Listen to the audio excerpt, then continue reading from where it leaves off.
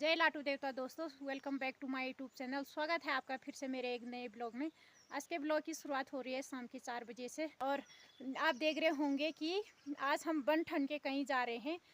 ये पूरे कल्चर के साथ ये पहना है भाभी ने, नथ और मांग टिका और गले का ग्लोबन, सारे जेवर के साथ परंपरा के साथ हम कहीं जा रहे हैं। आप वीडियो पर बने रहें, आपको पता चल जाएगा कि हम कहाँ जा रहे हैं। और ये पीछे से छोटी प्रियांशी छिपरी है, ये दीदी की लड़की है, मेरे पास बड़ी होगी लेकिन हमसे तो छोटी है। तो आप वीडियो पर बने रहें। जय लाटू देवता। तब तक के लिए अपना ध्यान रखें।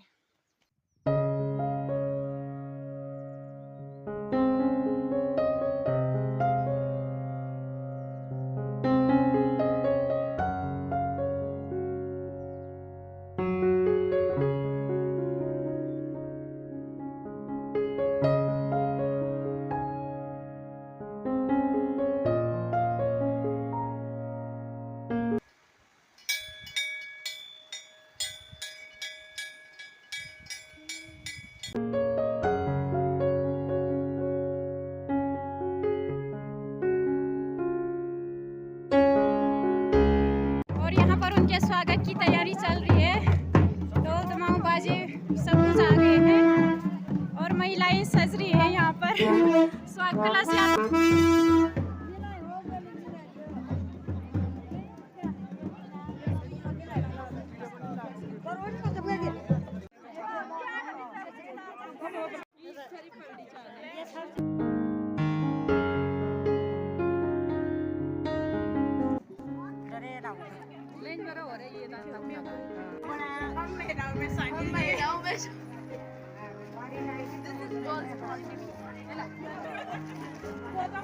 आज यहाँ पर किस लिए सज रखे हैं आप? हमारे यहाँ आज सारे मौजे आ रहे हैं और हम उनकी स्वागत के लिए यहाँ पर खड़े हैं। आज हमारे यहाँ संगत सारे आ रहे हैं और हम उनके लिए स्वागत के लिए तैयारी के साथ सभी महिलाएं फूल माला लेकर आए हैं, थाली लेकर कलश लेकर सब तैयार होते आ रहे हैं।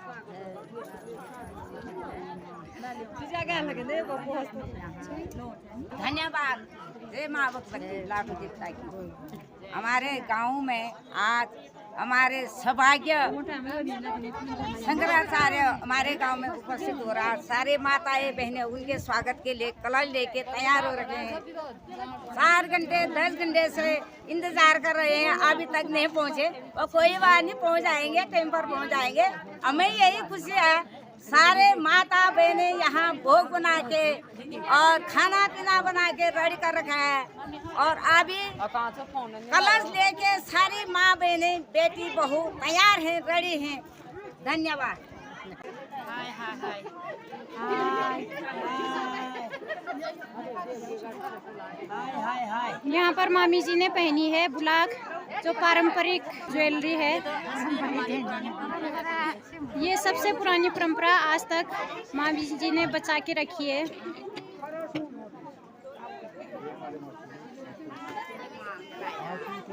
यहाँ तो ज्यादा ही चमक रहे हैं। ज्यादा भी नहीं चमक रहे हैं,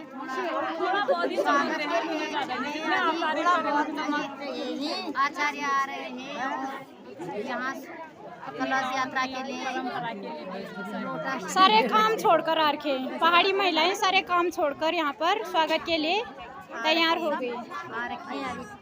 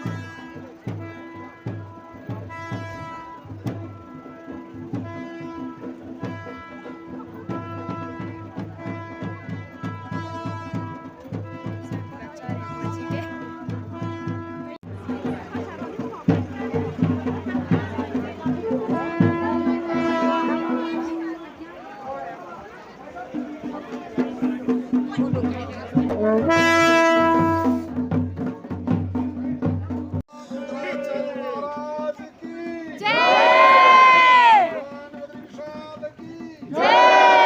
भगवान की जय जगत गुरु शंकराचार्य भगवान की सावधान। चलो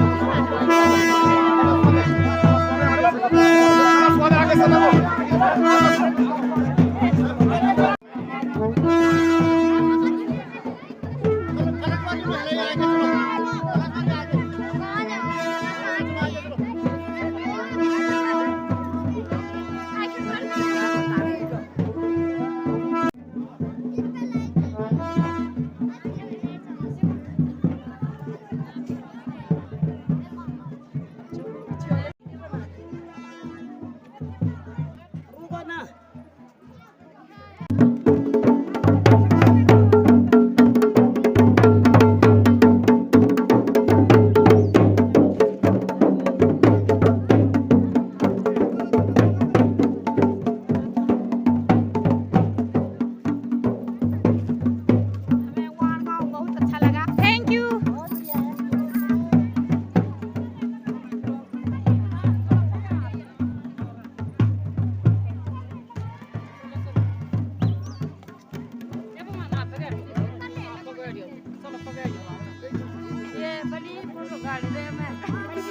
रुका थोड़ी आराम में हेलो गाइस देने आ रही बस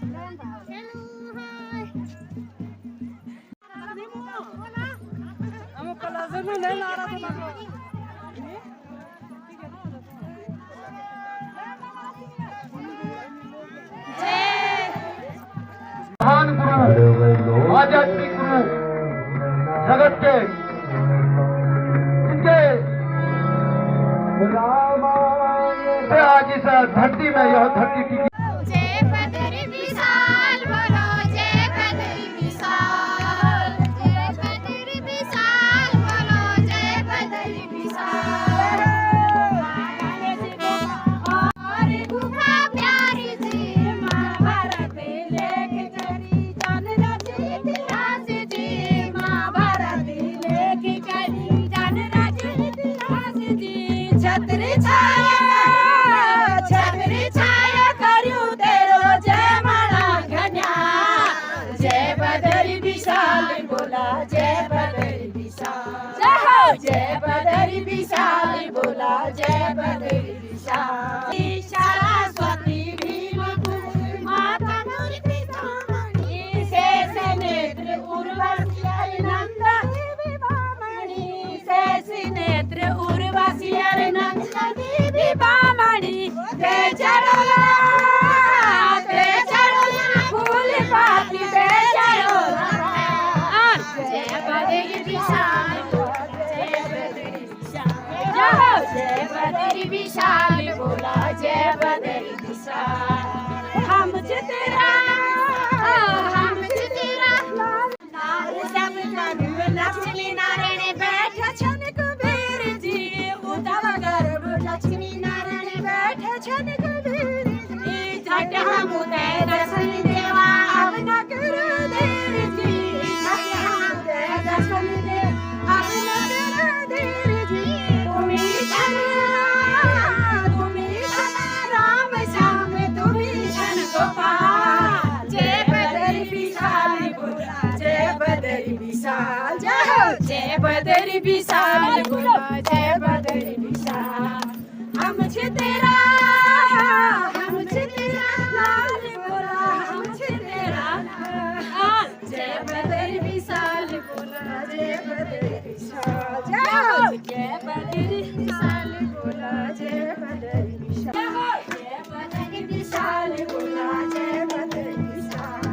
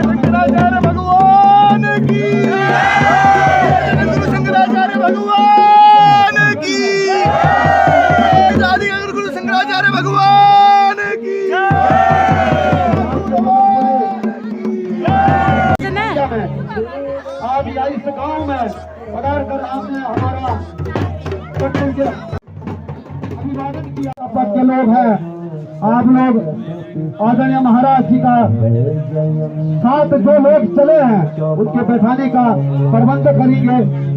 हमारे साथ जितने भी लोग चले हैं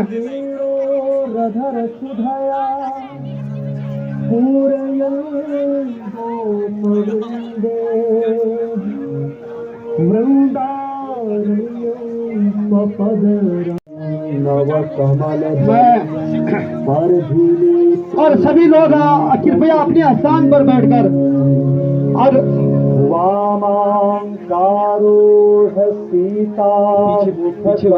अपने स्थान पर बैठकर हमारे बीच इस पावन धाम लाडू धाम की धरा पर इस मां नंदा देवी के ससुराल के गांव में हमारे भी ये क्षण बड़ा अनमोल क्षण है। आपने इस गांव में पधार कर हम सम्राट महामहिम ज्योतिर्मठ के शंकराचार्य श्री अमृतेश्वरानंद सरस्वती महाराज जी हमारे बीच पहुंचे हैं। आपका बहुत बहुत धन्यवाद और स्वागत पूरी जनता जनार्दन करती है। और आपके साथ चल रहे एक माह पूर्व में हमारे बीच जिन्होंने हमसे संपर्क किया, हमारी जनता से लगातार उनकी सेवा के लिए पहले से दौड़कर तैयारियां कर रहे हैं, आपका भी बहुत बहुत धन्यवाद और स्वागत है, अभिनंदन। आपने भी इस गांव का अध्यक्ष आशुतोष डिमरी जी, आप भी साथ में चल रहे हैं लगातार, आपका भी पूरी ग्राम पंचायत वहां स्वागत करती है। बेट पाठी कुशलानंद भावड़ा जी, आप भी इस गांव में पहुंचे, साथ में चल रहे हैं, आपका भी स्वागत और अभिनंदन है। हमारे जो महाराज जी को है लाटू देवता और मां नंदा देवी का स्मृति चिन्ह आप भेंट करेंगे। मेरा निवेदन है सॉल भेंट करें। महाराज जी का स्वागत हो चुका है। हमारी मातृ शक्ति रामेश्वरी देवी क्षेत्र पंचायत अगर यहाँ पे पहुंचे, आप भी कृपया आगे पहुंचकर स्मृति चिन्ह भेंट करें। कृष्णा भाई जिला पंचायत जी भी और ये मंगललाल अध्यक्ष।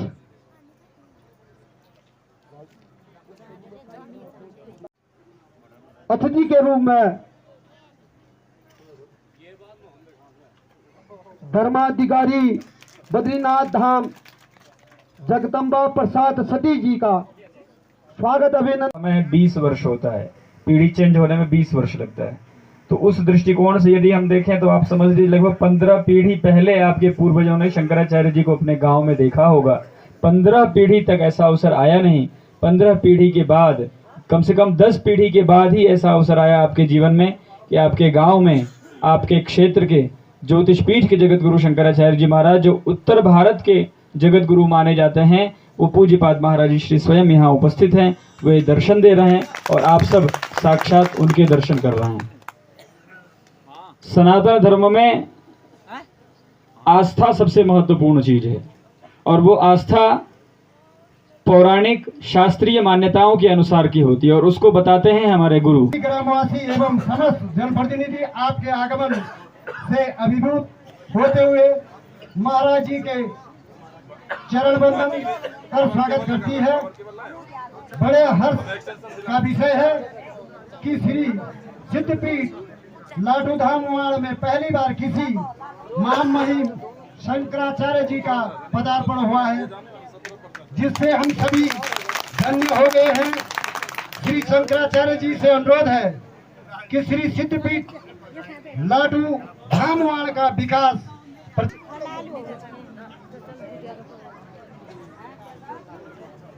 धन्यवाद।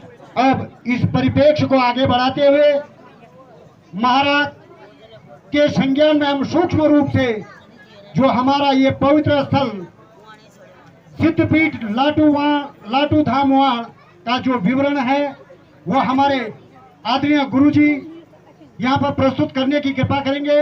हमारे बड़े भाई आदरणीय गुरुजी।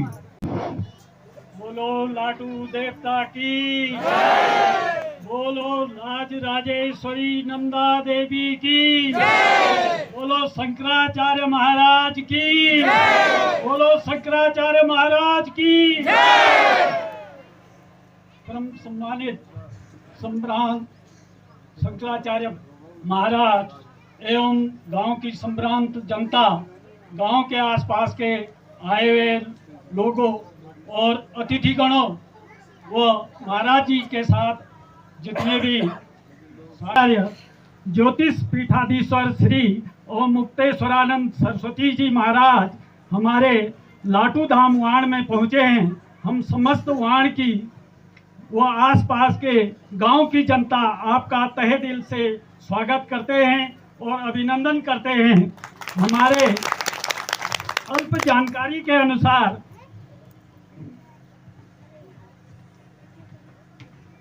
इस गांव के लाटू धाम में पहुंचने वाले आप पहले शंकराचार्य हैं। आपका बहुत भारी अभिनंदन स्वागत। लाटू का लिखित इतिहास हमारी जानकारी में नहीं है। लोक मान्यताओं के परंपराओं के अनुसार लाटू देवता की कहानी का स्वरूप हम अपनी अल्प जानकारी आपको सुनाना चाहते हैं।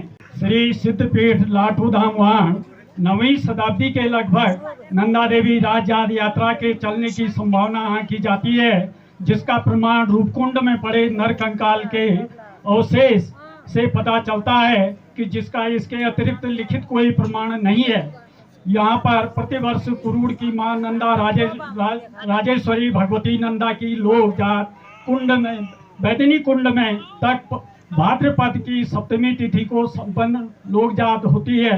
लोक गाथा व गीतों के अनुसार श्री लाटू सिद्धपीठ धाम वाण दोदा नामक स्थान में मंदिर स्थित है। इन्हीं मान्यताओं के अनुसार श्री सिद्धपीठ लाटू देवता कन्नौज का गौड़ ब्राह्मण परिवार से माना जाता है, जो यहाँ पर शिवलिंग फटिंग के रूप में मंदिर की स्थापना के लिए पहुँचे थे। यहाँ दोदा नामक स्थान वाण में जहाँ पर कच्चा लोहा निकालने वाले कबीले बसे थे। इस स्थान पर इनकी झोपड़ियाँ थी। इनमें से कई लोग हैजे से मर चुके थे।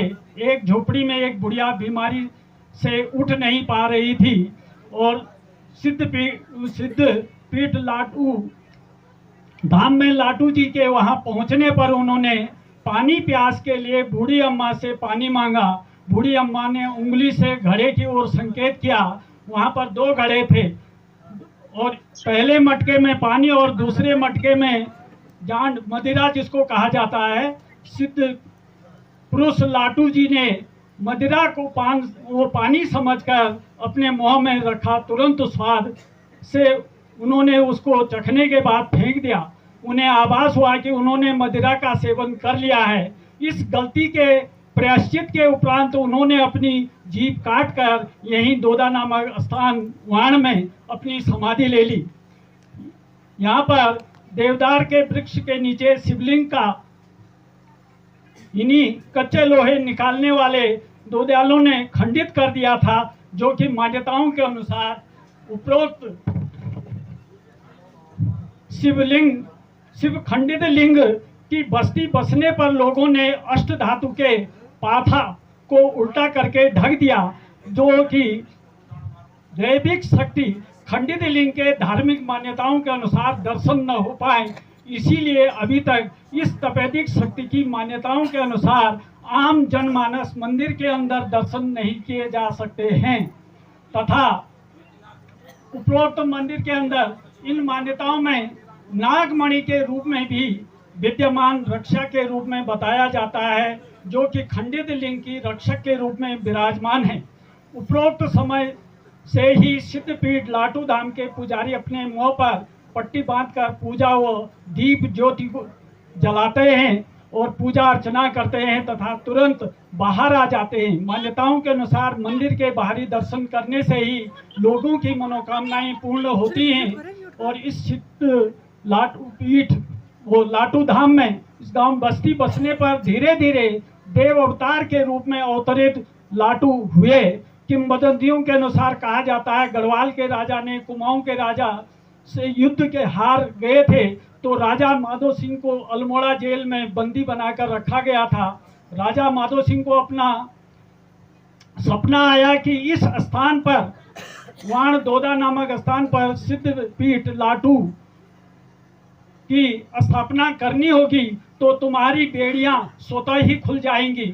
18वीं शताब्दी के करीब राजा माधो सिंह ने 2.5 हाथ का खैर का खंभा लेकर इस देवदार के वृक्ष के नीचे मंदिर का पहली बार निर्माण कर स्थापना की। यहाँ के गांव वासियों ने यहाँ पर प्रतिवर्ष वैशाख पूर्णमासी के पर्व पर इस मंदिर के कपाट खोलने व मंगशीर पूर्णमासी के दिन कपाट बंद करने का आयोजन और पूजा अर्चना की जाती है। यह शिव मंदिर न होकर सिद्धपीठ लाटू मंदिर के रूप में आज भी प्रसिद्ध है। बोलिए जगत गुरु शंकराचार्य भगवान की, लाटू देवता की, भगवती नंदा की। पूज्यपाद ज्योतिष पीठाधीश्वर श्रीमद जगत गुरु शंकराचार्य जी महाराज श्री का आगमन आपके इस परम पवित्र। माननीय डिमरी जी बड़े योग्य विद्वान हैं, वरिष्ठ पत्रकार हैं आप, और डिमरी समाज की तरफ से इस समय अध्यक्ष हैं। भगवान बद्रीनाथ जी की पूजा में पूरा समाज रहता है। समय चूंकि क्या है, सूर्यास्त के बाद पूज्य महाराज श्री मौन हो जाते हैं, सूर्यास्त का समय नजदीक है, तो डिमरी जी ने अनुरोध किया है कि महाराज श्री के आशीर्वचन के पूर्व समय अधिक विलंब न किया जाए। तो हम ज्योतिर्मठ के वर्तमान धर्माधिकारी, जो कि परम विद्वान, परम भगवान के उपासक हैं, ऐसे विद्वान आदरणीय श्री जगदम्बा प्रसाद सती जी को आमंत्रित कर रहे हैं। महाराज श्री के आशीर्वचन के पूर्व आप इस मंगलम दिसत्र समुद्रजा, मंगलम दिसत्र महेश्वरी, मंगलम दिसत्र सरस्वती। बोले भगवान बद्री विशाल की जय, बोलिए जगत गुरु शंकराचार्य महाराज की जय, बोलिए लाटू देवता महाराज की जय, नंदा भवानी की जय। सज्जनों, वस्तुतः बहुत बड़ा पर्व है। आज ज्योतिष पीठ के जगत गुरु शंकराचार्य का आगमन इस भूमि में हुआ है। अब ये कहा नहीं जा सकता कि आज से 250 वर्ष पहले किसी जगत गुरु ने इतनी लंबी पैदल यात्रा के बाद यहाँ पहुँच करके इस क्षेत्र का दर्शन या इस क्षेत्र में उद्बोधन किया हो। ये तो संदेह का विषय है, परंतु ये सत्य है कि वर्तमान आपके सामने जगत गुरु विराजमान है। मैं आपको बताऊं कि इससे पूर्व जगत गुरु शंकराचार्य आए तो आचार्य धर्म की ठीक ठीक प्रतिष्ठा कर देते हैं, और जगत में जो धर्म में पाखंड या अन्य मत आए हैं उसको वो व्यवस्थित करते हैं। परंतु जब दुनिया में ऐसे लोग पैदा हो जाते हैं जो बोलते हैं कि जाना में धर्मम न च में प्रवृत्ति ही, जाना में धर्मम न च में निवृत्ति, मैं धर्म जानता हूं पर स्वीकार नहीं है, जैसे दुर्योधन थे, जैसे रावण, कुंभकर्ण वगैरह ये सब दानव थे, तो तब भगवान का विराट अवतार होता है, और उस अवतार में भगवान इन आत्ताइयों का अपने हाथों से संहार करते हैं। तो इस समय इस क्षेत्र में मां नंदा की बड़ी कृपा बनी है कि जगत गुरु का आगमन हुआ। सूर्य अस्ताचल को जा रहे हैं, इसलिए ज़्यादा विस्तार न दे करके, क्योंकि ज्ञानावतार है, पता नहीं, हम तो 2-4 बार आ भी सकते हैं, परंतु महाराज जी की महनीय यात्रा पता नहीं कब कितने वर्षों के बाद फिर होती है कि नहीं होती है। इसलिए इस भूमि में जो भी महाराज के श्रीमुख से ज्ञान के कण गिरे उनको अपनी झोली में ठीक ढंग से संभाल लेना, ताकि आड़े वक्त वो काम आए। जीवन भर का जो अभ्यास है ना, ये इसलिए हम अभ्यास करते कि अंत में भगवान का नाम मुख से निकल जाए। अभूत पूर्वम मम भावि किंवा सर्वम सहे में सहजम ही दुखम किंतु स्तदग्रे शरणागतानाम पराभवो नाथन तेनुरूपः। एक भक्त भगवान के सामने बोल रहा है कि महाराज, पहले क्या हुआ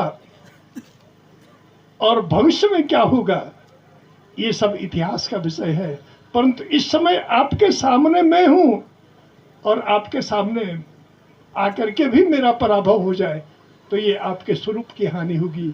इसलिए आप लोग इन दिव्य ज्ञान कणों का संचय करें।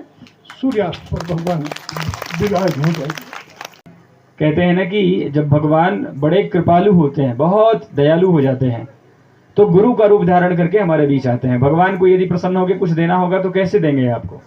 तो भगवान गुरु का रूप धारण करके आपके मध्य आते हैं, आपके अनुष्ठान को पूर्ण करते हैं, आपकी साधना तपस्याएं पूर्ण हो जाती हैं जब आप जगत गुरु शंकराचार्य भगवान के दर्शन करते हैं। तो आज वैसा ही दिन, वैसा ही सुंदर अवसर आपके पास है। इस गांव का नाम तो बड़ा ही सुंदर है। इस गांव का नाम है बाण। और आप समझ लीजिए कि धनुष भले ही किसी के पास हो, लेकिन बाण ना हो तो किसी मतलब का है वो धनुष? किसी मतलब का नहीं है। धनुष हो और धनुष के साथ जब बाण हो तब जाकर के लक्ष्य भेदन हो सकता है, अन्यथा लक्ष्य भेदन नहीं हो सकता है। आज पूज्यपाद शंकराचार्य जी महाराज जब बाण गांव में पधारे हैं तो देखिए क्या सुंदर सौभाग्य है कि जो शंकराचार्य हैं वो साक्षात विष्णु स्वरूप हैं। और वैष्णवों में सर्वोत्तम वैष्णव कौन है? भगवान राम हैं। और राम की विशेषता क्या है कि राम के हाथ में धनुष के साथ बाण है। तो क्या सुंदर संयोग है कि आज शंकराचार्य जी महाराज राम के रूप में आपके गांव में उपस्थित हैं।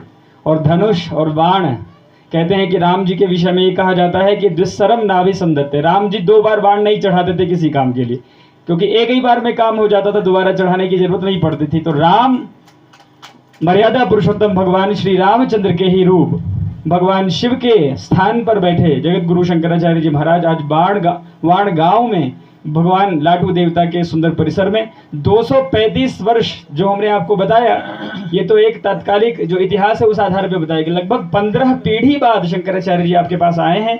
आप सब सौभाग्यशाली हैं। नमस्कार की मुद्रा पदवाक्य प्रमाण पारावार पारीणाः यम नियमासन प्राणायाम प्रत्याहार धारणा ध्यान समाध्यष्टांग योगानुष्ठान निष्ठाः तपश्चर्याचरण चक्रवर्तिनः अनादि गुरु परंपरा प्राप्त वैदिक धर्म प्रचारण परायणाः सकल दर्शन समन्वित वेद वेदांत सिद्धांत प्रतिपादकाचार्याः निगमागम सार हृदयाः सर्वतंत्र स्वतंत्राः वर्णाश्रम सदाचार शिक्षकाः विश्व कल्याण मानसाः अखंड भूमंडलाचार्याः अनंत श्री विभूषित श्रीमदाद्य जगत गुरु शंकराचार्य भगवत्पाद स्थापित मर्यादा पोषण परायणाः परापर विद्या विद्योदितान्तःकरणाः अलकनंदा तीरवासिनः उत्तराम्नाय ज्योतिर्मठाधीश्वराः अनंत श्री विभूषित श्रीमद विमुक्तेश्वरानंद सरस्वती स्वामी वर्याः विजयन्ते तराम। धर्म की अधर्म का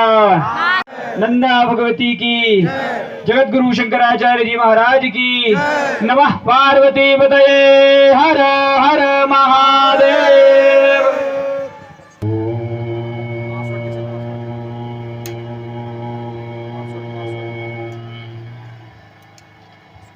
नमः परमहंसास्वादित चरण कमल चिन्मकरंदाय भक्तजनमानस निवासाय श्रीरामचंद्राय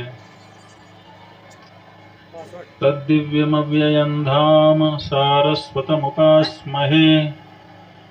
यत्प्रसादात् प्रलीयन्ते मोहान्धतमसश्चटाः। श्रीराम जय राम जय जय राम।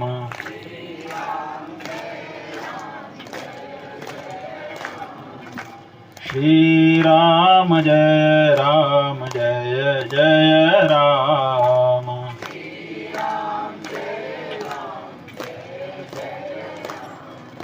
धर्म की अधर्म का प्राणियों में विश्व का गौ माता की गो हत्या।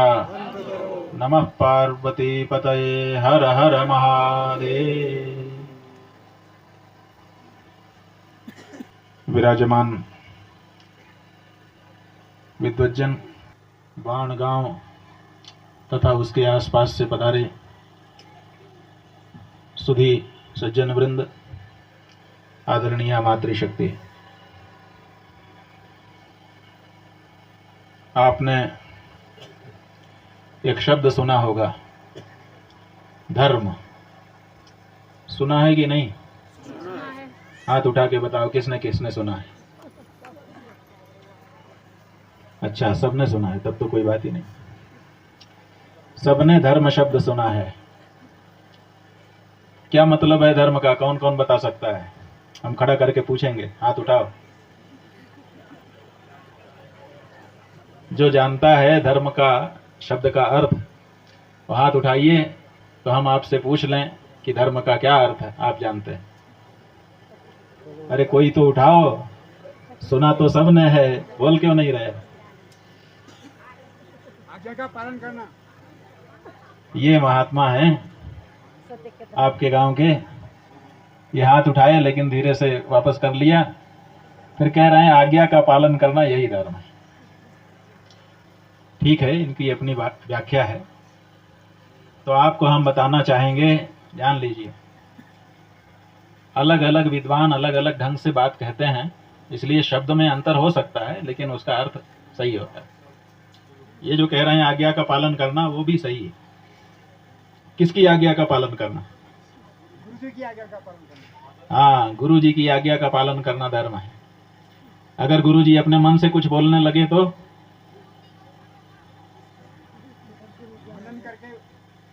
माने गुरु जी जो शास्त्रानुसार बोले, वेदानुसार बोले, उस आज्ञा को मानना ये धर्म है।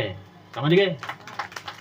गुरु जी कुछ भी बोल दें वो नहीं, गुरु जी जो बोले वो शास्त्र के अनुसार बोले। ये गुरु जी के ऊपर भी अंकुश होना चाहिए, नहीं तो गुरु जी मनमानी करने लग जाएंगे।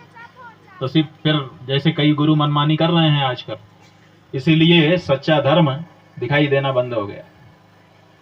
और धर्म जब तक सच्चा नहीं रहता तब तक काम नहीं करता। कोई भी चीज जब नकली हो जाती है, जब मिलावट उसमें बढ़ जाती है तो काम करती है, जब वो शुद्ध रहेगी तब काम करेगी। तो इसी तरह से धर्म भी मिलावट वाला नहीं होना चाहिए, शुद्ध धर्म होना चाहिए। महाभारत में बताया, नशा सभा यत्र न संति वृद्धा वृद्धा न ते ये न वदन्ति धर्मम धर्मो न सह यत्र न सत्यमस्ति सत्यम न तद यच्छलमभ्युपैति। वो सभा नहीं है जहां वृद्ध ना हो। वृद्ध माने जानते हो आप लोग? वृद्ध माने बूढ़ा, लेकिन यहाँ वृद्ध का मतलब बूढ़े से नहीं है, वृद्ध का मतलब ज्ञानी से है। जो ज्ञानी है वही हमारे यहाँ बूढ़ा माना जाता है।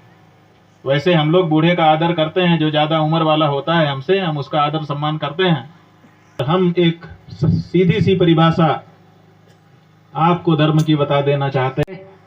तो आप समझ लीजिए कि जैसे अपने देवता हैं, देवता कहाँ रहते हैं? स्वर्ग में रहते हैं। स्वर्ग कहाँ है? नीचे के ऊपर है। तो जो मनुष्य है वो जब ऊपर चढ़ेगा तो देवता बनेगा। ठीक है? जो मनुष्य देवता बनना चाहता है उसको ऊपर की तरफ चढ़ना पड़ेगा। ऊपर चढ़ने के लिए सीढ़ी की जरूरत होती है। तो जो स्वर्ग रूपी ऊंचाई है, उस ऊंचाई तक चढ़ने के लिए सीढ़ी क्या है बताओ? तो आपको हम बता देना चाहते हैं, धर्म ही वह सीढ़ी है जिससे मनुष्य चढ़े तो देवता बन सकता है। कैसे बन जाएगा भैया? आप पूछोगे कि कैसे चढ़ जाएगा, कैसे धर्म सीढ़ी है? तो हम आपको बताना चाहेंगे आप ही की बात से, अपनी तरफ से हम अभी कुछ नहीं बोल रहे हैं। अभी हमको सुनाया गया कि जो लाटू देवता हैं वो गौड़ देश के ब्राह्मण थे, किसी कारण से यहाँ आ गए। यहाँ वातावरण विपरीत था, हैजा फैला हुआ था, कोई बचा ही नहीं था। एक माता अपनी कुटिया में बची हुई थी। ब्राह्मण देवता को प्यास लगी, जा करके पानी मांगा। 2 घड़े रखे थे, एक में पानी था और एक में वो था जो पिया जाता है। पिया तो पानी भी जाता है, लेकिन कोई कहे कि पी रहे हैं तो समझ जाते हैं लोग कि पानी तो नहीं ही पी रहे होंगे, है ना? पीने वाला है, पियक्कड़ है, ऐसा अगर कोई किसी को कहे तो वो तो पानी भी पीता है। जो शराब पीता है वो पानी भी पीता है, लेकिन पानी पीने वाले को पियक्कड़ नहीं कहते, शराब पीने वाले को पीने वाला कहते हैं। तो उसमें दोनों चीजें थीं। और ब्राह्मण देवता ने भूल से जिसमें मदिरा थी उस घड़े का तरल पदार्थ निकाला और मुंह में डाल दिया। यही ना कहानी आप लोगों ने सुनाई। और जैसे ही उनकी जीभ पर वो तरल पदार्थ गया उनको इस बात का एहसास हो गया कि मैंने मदिरा पी ली, जो कि मुझे नहीं पीनी चाहिए ब्राह्मण होने के नाते, और तत्काल प्रायश्चित्त स्वरूप जिस जीभ पर मदिरा गिरी थी उसको काट करके अलग कर दिया। ये है धर्म के प्रति निष्ठा। उन्होंने धर्म के प्रति इतनी निष्ठा दिखाई तो परिणाम क्या हुआ? लाटू महाराज देवता बन गए। बन गए कि नहीं बन गए? लाटू महाराज देवता कैसे बने? धर्म पे दृढ़ रहने के कारण बने। इसलिए ये जो धर्म है ये देवता बनने की सीढ़ी है। जो धर्म का जितना पालन करेगा, जितना धर्म के ऊपर दृढ़ रहेगा, उतना ही ऊंचाई उसके जीवन में आती चली जाएगी। और देखते ही देखते कुछ लोग तो शरीर छूटने के बाद और कुछ लोग तो शरीर के रहते रहते ही देवता बन जाते हैं। उनकी देवता के रूप में पूजा होने लग जाती है। ये लाटू देवता आपके क्षेत्र में विराजमान रहकर धर्म के स्वर्ग की सीढ़ी होने का प्रमाण दे रहे हैं। ये हम कहना चाहते हैं। बंधुओं, एक और बात हम आपसे कहना चाहते हैं जो हमने अभी चमोली मंगलम यात्रा में कभी कही नहीं, लेकिन यहाँ उसका प्रसंग है इसीलिए थोड़ा सा कहेंगे। वो ये है कि हमने भी एक मुहिम चलाई है, और वो मुहिम क्या है कि हम 33 करोड़ देवता बनाने जा रहे हैं। 33 करोड़ देवता हम बनाएंगे। कैसे बना देंगे? तो बात क्या है कि हमारे यहाँ जो शास्त्र हैं उन शास्त्रों में कहा गया है कि आपकी जो शुद्ध गाय है, देशी नस्ल वाली गाय, उस गाय में 33 करोड़ देवता रहते हैं। ये तो आप लोगों ने सुना पड़ा होगा। गाय में 33 कोटि देवताओं का निवास है। कोई देवता बचता नहीं है, हर देवता गाय में रहता है। इसलिए गाय की पूजा कर लिया तो 33 कोटि देवता की पूजा हो जाती है। गाय की परिक्रमा कर लिया तो 33 कोटि देवताओं की परिक्रमा हो जाती है। और गाय को भोग लगा दिया तो 33 कोटि देवता प्रसन्न हो जाते हैं। इसी कारण से हमारे हिंदुओं में कोई ऐसा हिंदू परिवार नहीं होता था जिसमें एक गाय ना हो। वो गाय की सेवा करते हैं। और पहाड़ का जीवन कितना कठिन है। हाँ, तो कहने का मतलब यह है कि इसीलिए हिंदू धर्म में गाय अनिवार्य है। प्रत्येक जो हिंदू होगा, सचमुच का हिंदू, वो जरूर गाय अपने घर में रखेगा और उसकी सेवा करेगा। और गाय से मिलता क्या क्या है? बहुत से लोग सोचते हैं कि लोग गाय पालते हैं दूध के लिए पालते हैं। सही है, दूध भी मिलता है गाय से। बहुत से लोग सोचते हैं कि गाय मूत्र के लिए पालते हैं, क्योंकि मूत्र भी मिलता है गाय से और वो कई रोगों में औषधि का काम करता है। कई लोग समझते हैं गोबर के लिए लोग गाय पालते हैं। हाँ, गोबर भी मिलता है गाय से, उससे ईंधन भी बनता है और दूसरे भी बहुत सारे उसके भी प्रयोग होते हैं और खेत में खाद भी बनती है। लेकिन सच्चाई क्या है? सच्चाई यह है कि जो सच्चा हिंदू है वो गोबर के लिए, गोमूत्र के लिए, गाय के दूध के लिए, बछड़ा बछिया के लिए गाय नहीं पालता। वो गाय से आशीर्वाद लेने के लिए गाय की सेवा करता है। और गाय आशीर्वाद देती है, लेकिन कब देती है वो भी जान लीजिए। जब तक उसके पास कुछ भौतिक रूप से देने को रहता है तब तक वो देती है। जब तक मूत्र है तब मूत्र देती है, गोबर है गोबर देती है, दूध है दूध देती है, बछिया बछड़े पेट में आ गए तो वो दे देती है आपको। जब तक उसके पास भौतिक रूप से कुछ देने को रहता है तब तक वो ये सब देती रहती है। और बाद में कुछ भी देने को लगभग नहीं बचता है। जानते हैं उस समय क्या देती है? ये बाद में हम बताते हैं। पहले आपको हम पूछना चाहते हैं कि जब आप किसी पे बड़े प्रसन्न हो जाते हो तो जेब में हाथ डालते हो, निकाल करके दे देते हो, ले बेटा, करते हो कि नहीं? कभी नाच गाना होने से खुशी हो जाती है तो उठा के यूं लुटा देते हो, करते हो कि नहीं? लेकिन जिस दिन कोई नातेदार, कोई रिश्तेदार, कोई भी अच्छा काम आपके सामने हो जाता है और आपको कुछ देने की इच्छा हो जाती है लेकिन पास में कुछ नहीं होता, उस दिन क्या करते हो? जिस दिन आपके पास कुछ होगा, धन संपत्ति देने की चीज, उठा करके दे दोगे आप जब मनाएगा तो। लेकिन जब कुछ नहीं होगा उस समय मन से मनाओगे, हे भगवान मेरे पास तो कुछ नहीं है लेकिन इसकी झोली है प्रभु भर देना। वही तो आशीर्वाद है। और क्या आशीर्वाद है? तो जैसे आपके पास जब तक भौतिक संपत्ति होती है तब तक आप उठा के दे मारते हो, आनंदित हो जाते हो। लेकिन जब कुछ नहीं होता आपके पास देने के लिए तब मन से आशीर्वाद देते हो। ऐसे ही हमारी गौ माता है, जब तक दूध होता है दूध देती है, जब नहीं रह जाता दूध तो सोचती है इसको क्या दूं, मेरी सेवा कर रहा है, तो उसके रोम रोम से आशीर्वाद निकलने लगता है, वो आपको मिलता है। लेकिन नया जमाना आ गया बंधुओं, आप देखिए आपकी पोशाक बदल गई। हम यहाँ आए हैं, हमको खुशी है कि अभी भी कम से कम 5% लोग अपनी परंपरागत पोशाक धारण करके यहाँ बैठे हुए हैं, उनके लिए ताली बजाइए। हमारी माताएं हैं कुछ जो अभी भी अपनी परंपरागत पोशाक को धारण करके आई हैं, लेकिन ज़्यादातर लोग नहीं भी आए, बदल रहे हैं। अब वो दूसरे ढंग का पहनना ओढ़ना शुरू कर चुके हैं, फिर दूसरे ढंग का खाना पीना भी शुरू कर देंगे, फिर दूसरे ढंग का बोलना भी। तो हम उन 33 करोड़ को समझेंगे कि यही 33 करोड़ देवता हैं, इन्होंने गाय की रक्षा कर ली। कैसे करोगे? लड़ना पड़ेगा तलवार लेके, किसी को मारना पड़ेगा या मर जाना पड़ेगा? क्या करना होगा 33 करोड़ लोगों को? अच्छा, ये नहीं करना है तो क्या करना है? फिर कुछ चंदा देना होगा, पैसा देना होगा ताकि हम लोग उसका उपयोग करें। नहीं, ये भी नहीं करना है। आंदोलन करना होगा, बहुत सारे लोग घर बार छोड़ करके चलें, कहीं पर बैठ जाएं, चिल्लाएं, वो भी नहीं करना है बंधु। हमने ये कहा है कि ये जो गाय की हत्या हो रही है ये प्राइवेट तौर पे कम हो रही है, सरकारी तौर पे ज्यादा हो रही है, क्योंकि सरकार जो है लाइसेंस दे देती है बूचड़ खानों को, और वहां पर गायों को काट करके उनके मांस को विदेशों में भेजा जाता है, बेचा जाता है। तो वो सरकार बनाता कौन है? वो सरकार आप बनाते हो अपने वोट से, ठीक है ना? तो हमने ये कहा है कि 33 करोड़ लोग संकल्प ले लें कि हम उसी को वो अपना वोट देंगे जो पहले ही शपथ पूर्वक घोषणा कर देगा कि अगर मैं जीतूंगा तो गाय की रक्षा का कानून सबसे पहले बनवाऊंगा।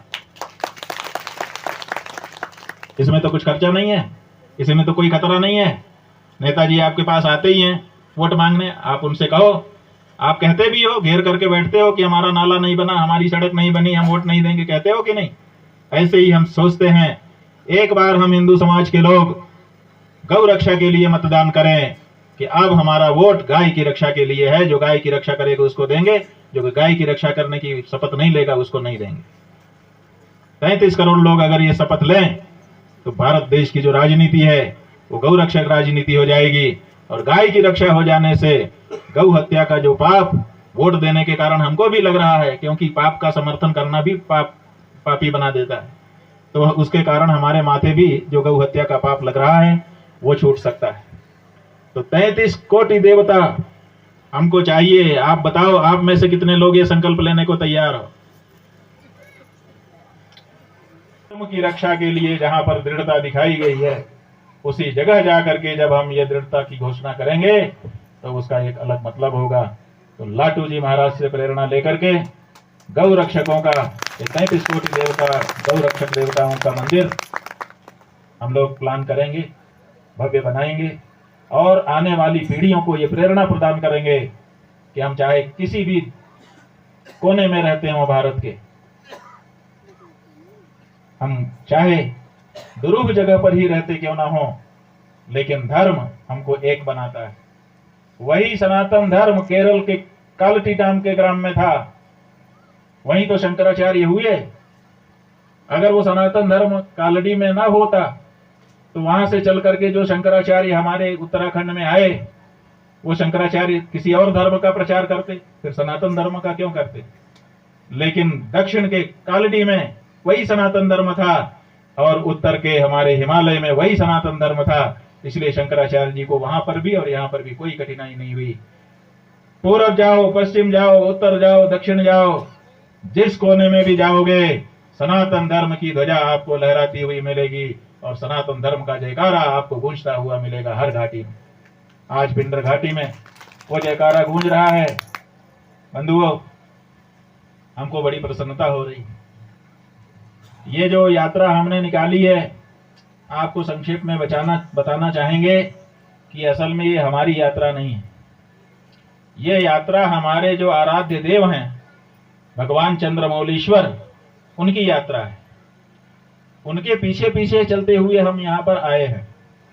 अभी आप भगवान चंद्रमौलीश्वर को नहीं देख रहे हैं, क्योंकि जहाँ हम रुकेंगे वहाँ पर उनकी झांकी सजेगी, वहाँ पर उनकी पूजा होगी। तो आप लोग सवेरे जब वहाँ आएंगे तो आपको उनका दर्शन होगा। क्यों उनका दर्शन जरूरी है और क्यों उनके पीछे पीछे हम लोग चल रहे हैं? क्योंकि उन्हीं के नाम पर आपके जिले का नाम चमोली पड़ा है। चमोली का मतलब चंद्रमौली। ये चंद्रमौलीश्वर जो भगवान हैं, जब 2500 साल पहले भगवान शंकराचार्य जी ने पीठ की स्थापना की तो अपने शिष्यों को उन्होंने शंकराचार्य के रूप में प्रतिष्ठित किया। कहा कि इसके बाद वेद वेदांग विशारद शुचि जितेंद्रिय जो दंडी सन्यासी हमारे पीठ पर विधिवत अभिषिक्त होगा, मेरे अनुयायी उसको मेरा ही रूप समझें। इसीलिए 2500 साल पहले जो शंकराचार्य हुए थे, आज जब हम आपके गांव में आए तो आप उनको हमको शंकराचार्य कह करके संबोधित कर रहे हैं। शंकराचार्य तो 2500 साल पहले हुए थे, अब कहाँ हैं? लेकिन आप हमको शंकराचार्य कह रहे हैं। हम भी उसका विरोध नहीं कर रहे हैं। क्यों? क्योंकि शंकराचार्य जी ने ये कह दिया था, अस्मत् पीठ समारूढ़ परिव्राडुक्त लक्षण अहम एव इति विज्ञेयः यस्य देव इति श्रुतेः। मेरे पीठ पर लक्षण सम्मत जो आचार्य विराजमान हो, उसको मेरे अनुयायी मेरा ही स्वरूप, मैं ही हूं, ऐसा समझें। इसलिए आप लोग यही समझ रहे हो कि शंकराचार्य जी आए हैं तो उनका आदेश है, उसको तो सबको मानना है, आपको भी और हमको भी मानना है। तो शंकराचार्य जी ने जब उनसे पूछा चेले ने कि महाराज मठ बना करके आप कह रहे हैं कि हम काम करेंगे, लेकिन मठ चलेगा कैसे?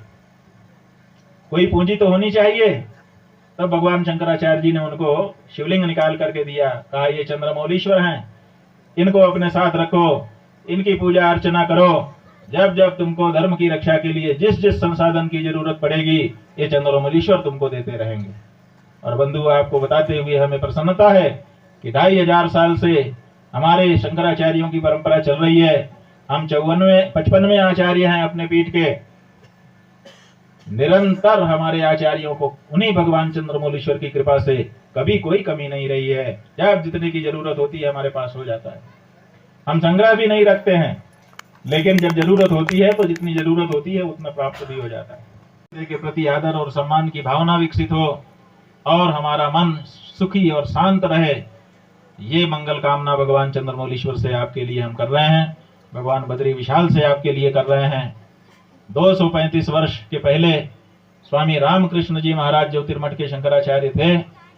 हम लोगों ने किंवदंती में सुना है कि उन्होंने चमोली भ्रमण किया था, क्षेत्र का भ्रमण किया था। उसके बाद से किसी आचार्य ने ये कार्य नहीं किया, क्योंकि अनेक उसके कारण रहे। लेकिन आज वो सुयोग आ गया, संयोग बन गया। भगवान ने हम लोगों को प्रेरित किया कि आज आप और हम एक साथ अपने गांव में आकर के बैठ सके। हमको बड़ी प्रसन्नता है। आप लोगों ने जिस श्रद्धा से, जिस उत्साह से, जिस भाव से हमारा स्वागत किया है, इसके लिए हम भूरी भूरी यहाँ पर जो आयोजक मंडल है, जो कार्यकर्ता लोग हैं, उनके साथ सभी सम्मिलित होने वालों को अपना हृदय से आशीर्वाद व्यक्त करते हैं। सर्वेत्र सुखिनः सन्तु, सन्तु सर्वे निरामयाः, सर्वे भद्राणि पश्यन्तु, मा कश्चित् दुःखभाग् भवेत्। हर हर महादेव। बोलिए जगत गुरु शंकराचार्य भगवान की पूज्यपाद श्रीमद जगत गुरु शंकराचार्य भगवान के शुभाशीर्वाद आप सभी ने श्रवण किए।